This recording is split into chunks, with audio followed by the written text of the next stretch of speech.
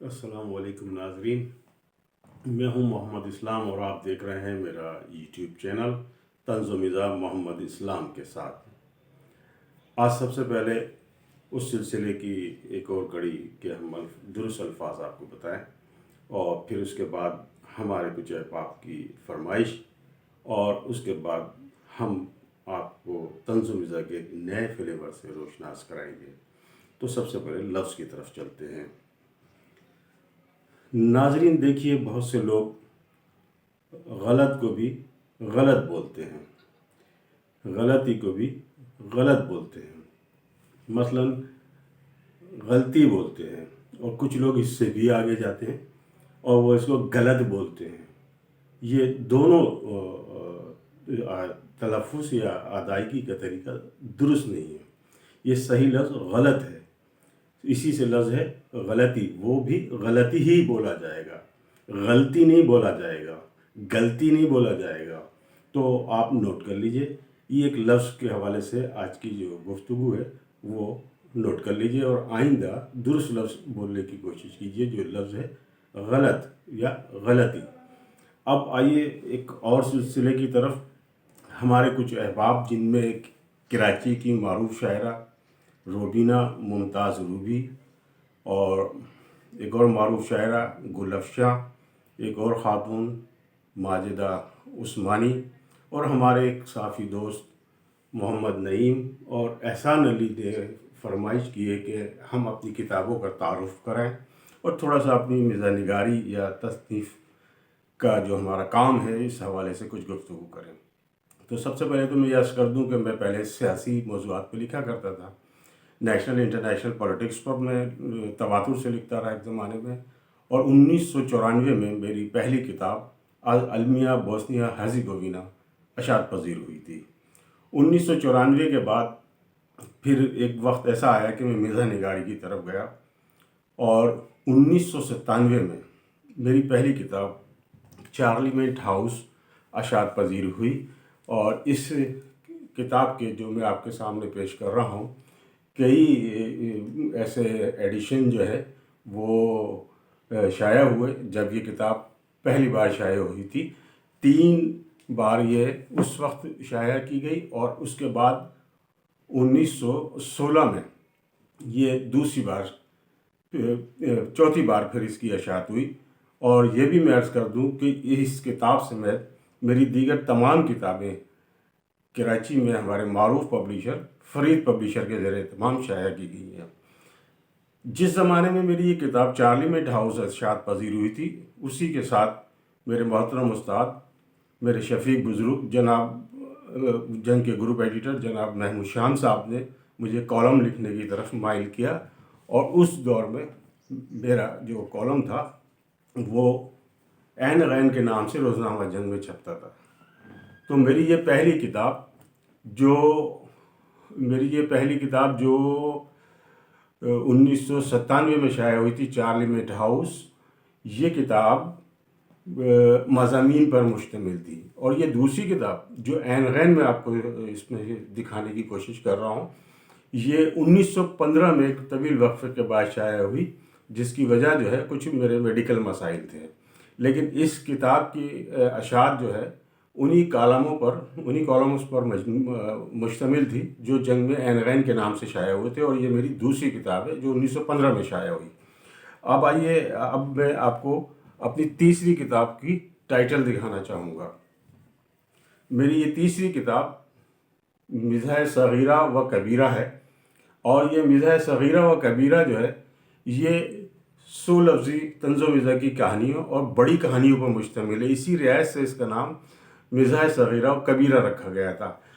مزاح صغیرہ و کبیرہ یہ جو آپ دیکھ رہے ہیں، اس میں مجھے ایک اعزاز یہ بھی حاصل ہوا کہ طنز و مزاح کی 100 لفظی کہانیوں کی یہ پہلی کتاب ہے میری، اور یہ بھی خاصی مقبول ہوئی۔ اس کے بعد ایک اور میری بہت ہی مقبول کتاب جو شائع ہوئی 1918 میں، اور جس میں جو ہے میں نے اس کا نام رکھا یوٹن کریسی۔ یوٹن کریسی کے اندر ایک طرف تو بہت سارے طنز و مزاح کے مضامین ہیں، اور اس کے علاوہ اس میں میں نے خاکہ نگاری کرنے کی کوشش کی، جس میں ابن انشا اور اکبر الہٰبادی، امرین حسیب عنبر، ڈاکٹر معین قریشی اور زیب اسکار کے دلچسپ خاکے بھی موجود ہیں۔ اس کے بعد 1920 میں میری یہ 5ویں کتاب شائع ہوئی، جس کا نام ہے سرگوشیاں۔ یہ سرگوشیاں جو ہے یہ ایک بار پھر میری طنز و مزاح کی 100 لفظی کہانیوں پر مشتمل ہے۔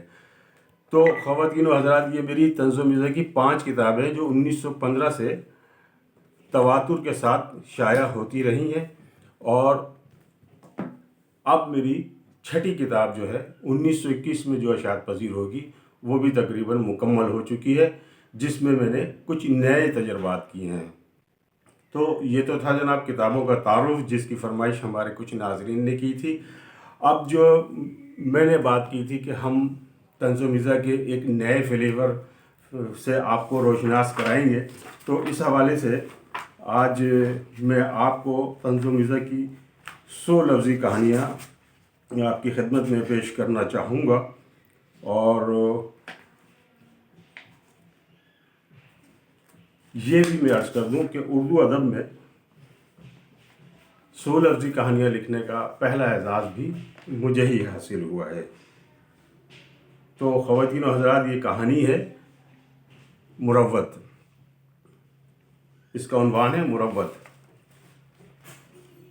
مراد بھائی کا گھر میرے آفس کے قریب تھا۔ اکثر وہ میرے آفس آ جایا کرتے اور گفتگو شروع کرنے کے بعد کہتے، یار ایک سگریٹ تو پلاؤ۔ میں مہنگی سگریٹ پیتا تھا، مگر مروت کی وجہ سے کچھ کہتا نہیں تھا۔ ایک دن انہوں نے گفتگو شروع کی، سگریٹ کا کش لگایا اور گہری سوچ میں ڈوب گیا۔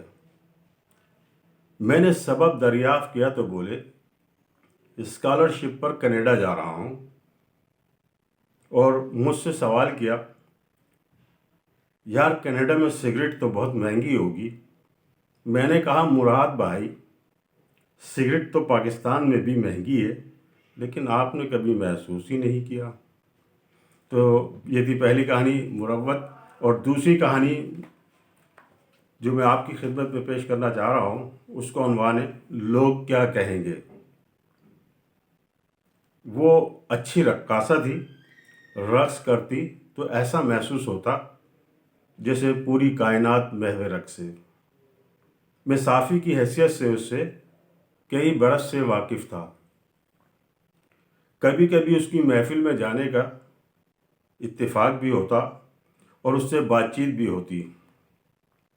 ایک دن مجھے خیال آیا تو میں نے اسے پریس کلب کی ایک تقریب میں مہمان کی حیثیت سے مدعو کیا۔ وہ اتنی پذیرائی ملنے پر بہت خوش ہوئی۔